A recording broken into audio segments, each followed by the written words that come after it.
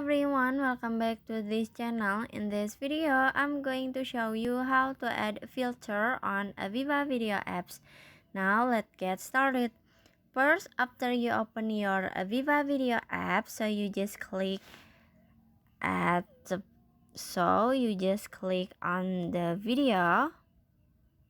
And after this, at the bottom, you can swipe until you can see a filter. You can click on it. And after this, in here you can see many filter on a VivaVideo apps. You just choose the filter that you want to add. And I wanna try to add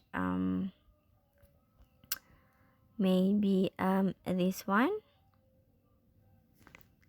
Okay, please waiting.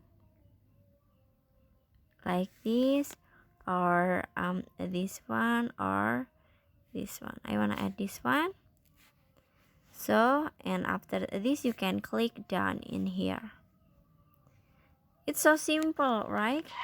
So that's how to add a filter on a VivaVideo apps. I hope you found this video to be helpful. If you enjoy with the content, please consider like, comment, and subscribe down below. Bye bye.